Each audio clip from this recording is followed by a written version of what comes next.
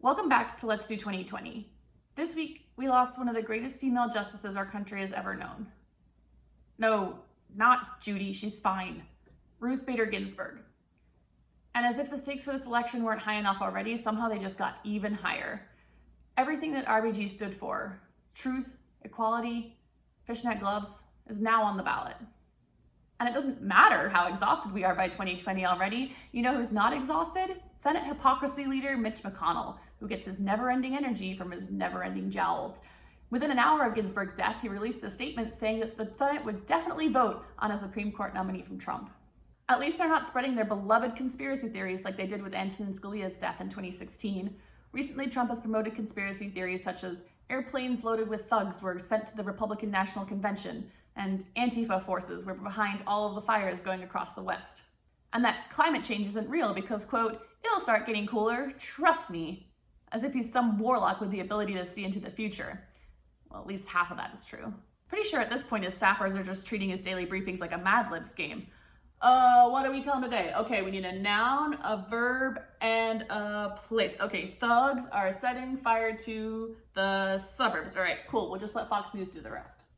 The only thing that Trump has are lies and excuses. This week, he tried to blame Joe Biden for not instating a nationwide mask ban, even though Joe Biden is not currently in public office.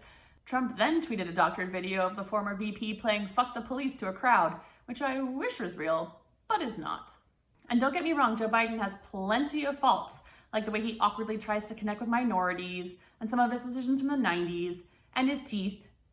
They're too white, it's unnatural. But he should still be the one picking the next Supreme Court justice. We can only hope that Ginsburg's replacement embodies civility the way she did. Her friendship with Antonin Scalia showed Americans that you don't have to agree with someone politically in order to be their coworker or their friend.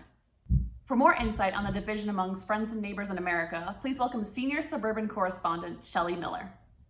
Thanks so much for having me on this blessed day. It's great to have you, Shelley. We've been hearing that Americans all over the country are going to war with one another over political yard signs. Oh, that's silly now. No one's at war. Everyone's just rooting for their guy to win. No different than rooting for your own son to win his Pee-wee football game. But we've received reports from your HOA that things have escalated to the point of threats and violence? The only threat is liberals to democracy, Becca. I've had my Trump signs out for a while. Since 2015. Right out front. It's red, white, and blue, so you know it's practically an American flag. And then my neighbor Joan, who I used to go to Curves with every Saturday, puts out this dang Biden sign, which is just unpatriotic. Unpatriotic? Aren't they just red, white, and blue as well? Light blue, which we all know is the color of socialism. To think that I used to let her drive my daughter home from dance class, that woman is just trying to get under my skin. So I says to myself, Shell, you do not let this hussy win. So I went to Hobby Lobby and I got one of those fake tombstones and I made a grave for Sleepy Joe in my yard. That sounds kind of threatening. It ain't threatening, it's festive for Halloween. Sure. So then, while I'm minding my business, watching my girl Carol Baskins pass a reel and Dancing with the Stars, this witch goes and puts out fake little graves for the entire Trump family and someone named Tiffany. That's just sick. And how is that different from putting out a grave for Biden? Are you kidding me? Mine was a funny Halloween decoration and hers was a threat to the entire first family of the United States. Just disgusting.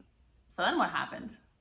Well, that's about when her shed caught fire and they're trying to blame me for it. Did you set her shed on fire, Shelley? I never did nothing the Lord didn't ask of me. Shelley Miller, everyone. Speaking of women being judged unfairly, Kamala Harris.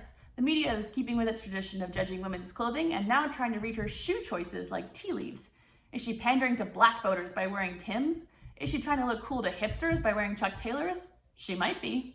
Here are 7 recommendations on which shoes she can use to appeal to more diverse voters. Pumps, for trying to impress fossil fuel lobbyists. Clear heels, for pimping herself to sex workers. If she goes barefoot, she could probably get the precious parrot head vote in Florida. Cowboy boots, for when she's pandering to straight Texans or gay Chicagoans. Moccasins, for if she's going real hard for Native Americans or insufferable millennials. Mary Janes, for the pot smokers. And flip-flops, for when she's hanging out with Susan Collins. Thanks for watching. We're gonna go lift some 5-pound weights and continue fighting the power. Remember to register to vote, and we'll see you next week. People ask me sometimes, when do you think it will be enough? When will there be enough women on the court? And my answer is, when there are 9.